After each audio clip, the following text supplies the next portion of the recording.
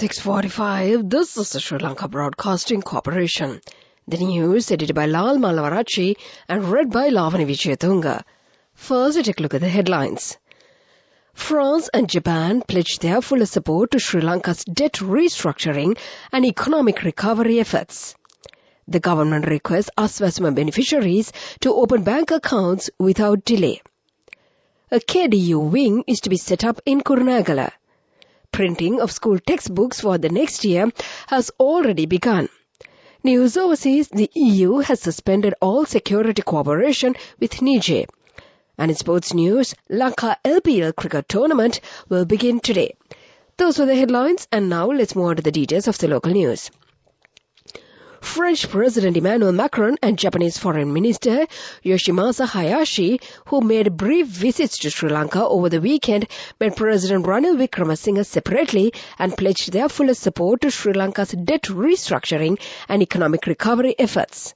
Macron's historic visit was the first by a sitting French president to the island. President Wickremesinghe and Macron held friendly and productive bilateral discussions which lasted for an hour and 15 minutes.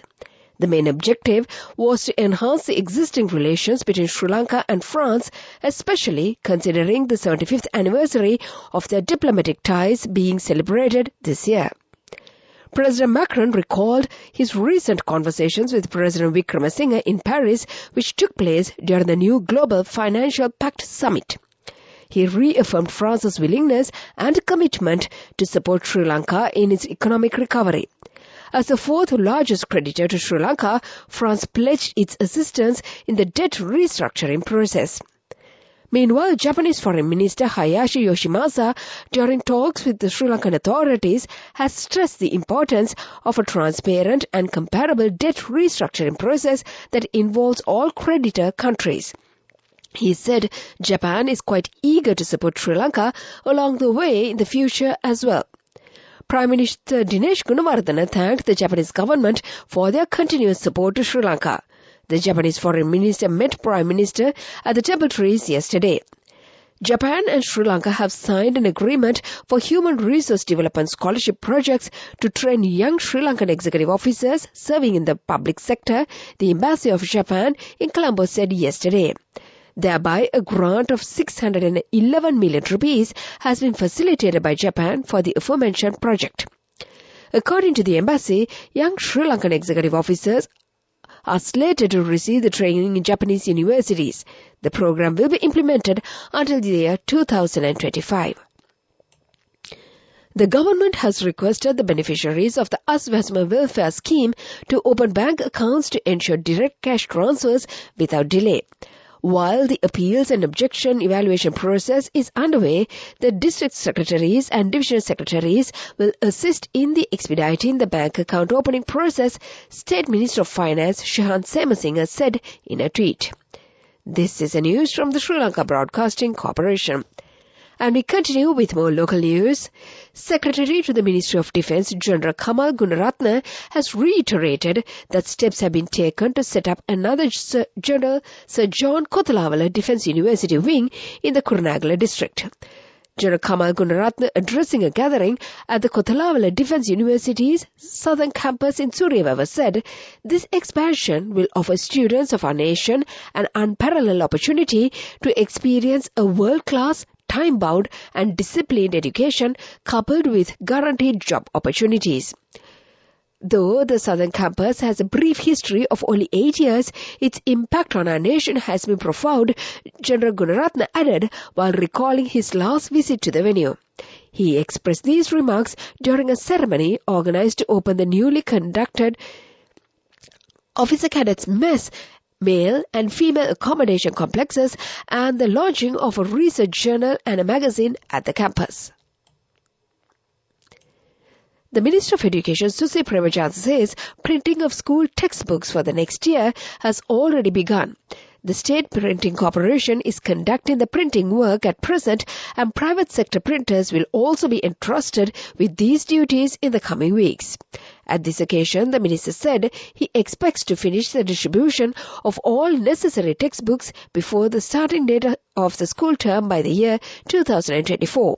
Accordingly, it is scheduled to complete the textbooks requirement, giving priority to the provision of the essential textbooks to the primary grades and the subjects of grades 6 to 11, he said. The first term of the school academic year for the year 2024 will begin on the 21st of February. The minister said this decision was taken as a basic step to systematically restore the delay caused by the closure of schools during the last COVID pandemic. The minister also said that in relation to the year 2024, it has been planned to conduct and complete all 3 examinations of Grade 5 Scholarship, GCE Honour Level and the Advanced Level examination in the same year. And to conclude the local news, the headlines once again. France and Japan pledged their fullest support to Sri Lanka's debt restructuring and economic recovery efforts. The government requests the ASFESMA beneficiaries to open bank accounts without delay. A KDU wing is to be set up in Kurunegala. Printing of school textbooks for the next year has already begun. And that was the local news. The main news story is brought to you by Siddhalepa Vedamahatmya. The main news story for this morning, Plantation Minister Ramesh Patirana said Sri Lanka's key plantation crops, rubber, coconut and cinnamon, are expected to earn an export revenue of around $2.3 billion this year. Despite an economic and fertilizer crisis, the island nation, best known for its cinnamon and tea, earned $900 million from rubber exports after seeing a record export earnings of $1.1 billion in the year 2021 due to higher demand for rubber-related products during the COVID pandemic. The island is in search of new markets to expand its exports as one of the measures to address the current sovereign debt default. The island nation is yet to start repayments of its external debts that were defaulted in April last year. And that was the main news story. The main news story was brought to you by Siddhalepa Vedamahatmya. In Watchlight this morning, accepting of applications for the National Industrial Excellence Awards ceremony organized by the Lanka Technical Development Board will end on Monday. The application forms in this regard can be obtained by logging into the official website of the department, that is www.idb.gov.lk. That was the Watchlight, and now let's move on to the headlines of the world news. The EU suspends security cooperation and budgetary aid. Wagner could pose as migrants to enter the EU, Polish Prime Minister warns. Typhoon Doksuri brings heavy rains to North China. Rainfall alert issued for Beijing. Those are the headlines, and now let's move on to the details of the world news. The EU has suspended all security cooperation with Niger after the country's army took power in a coup. It comes nearly after the US declared its unflagging support to the ousted President Mohamed Bazoum, seen as a key Western ally in the fight against Islamic militants. On Friday, the head of the Presidential Guards Unit, General Abdulrahmani Chani, declared himself as Niger's new leader. He said insecurity, economic views, and wars and corruption led him to seize power. Wagner fighters in Belarus could pose as migrants and enter the EU, the Polish Prime Minister has warned. Wagner could also facilitate illegal migration from Belarus, which Poland describes as a hybrid warfare, he says. About 100 Wagner troops have moved near the city of Grodno, close to the Polish and Lithuanian borders, the Prime Minister added. Some Wagner troops have moved to Belarus under a deal to end a brief mutiny in Russia in June. Belarusian leader Alexander Lukashenko has previously denied provoking a migrant crisis in Europe by luring would-be migrants to its borders with the EU nations. Typhoon Doksuri has brought heavy rainfalls to several regions in the northern China, including the capital Beijing, after lashing the Philippines and Taiwan, where it caused dozens of deaths and forced hundreds of thousands to evacuate. The provinces of Hebei and Shandong are also among those affected, Chinese state news agency Xinhua reported yesterday. The Meteorological Bureau of Beijing said that the capital will experience heavy downpours from Saturday night to Tuesday next week, according to Xinhua. And that was the world news. Development News is brought to you by Vacancies for women from Deshakti Lanka for housemaids in Kuwait, Oman and Saudi Arabia for ages 23 to 58 years. Contact number 037 7500 500. In development news, Sri Lanka plans to introduce new legislation aimed at modernizing the postal department through a public-private partnership. Though the service itself will not be privatized, State Minister of Mass Media Shantha Bandara said.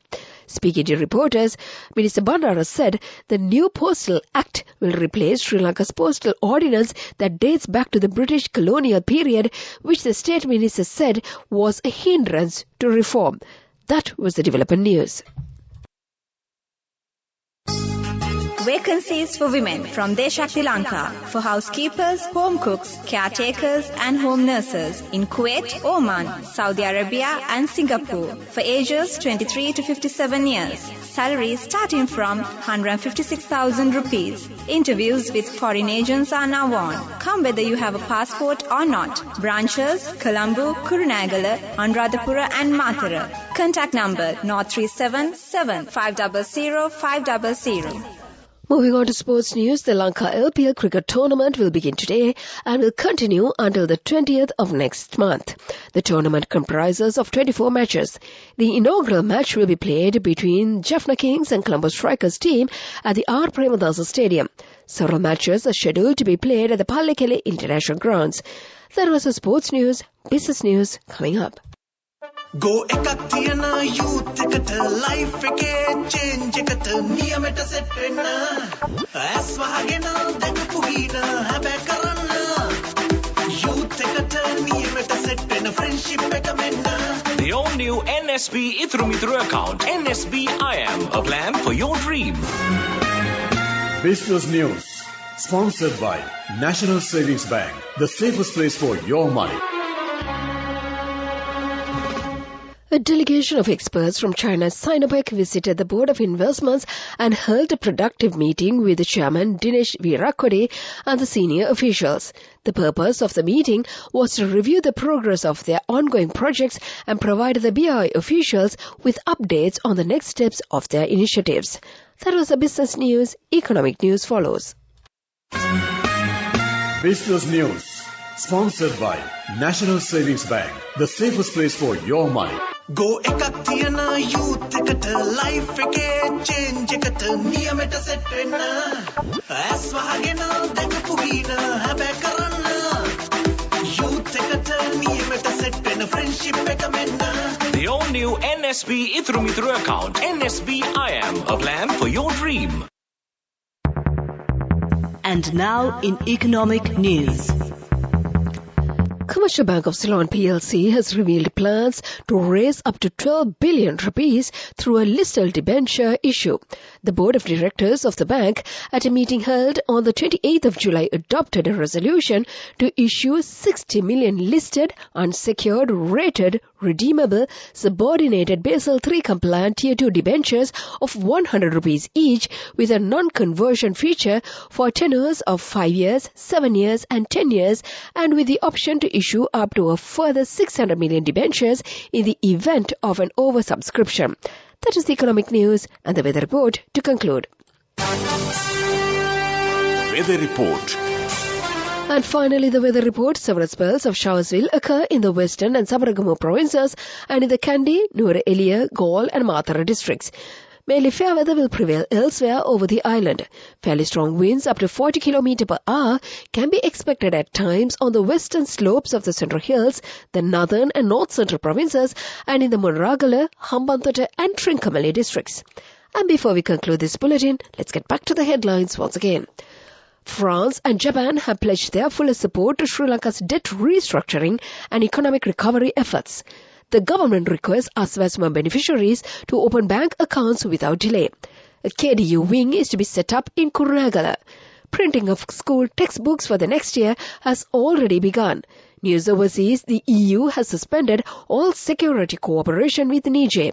And in sports news, the Lanka LPL cricket tournament will begin today. And with that, we conclude this bulletin of news. And now it's back to your regular Sunday morning host and my good friend Shantima on the other side of the glass panel to brighten up your day.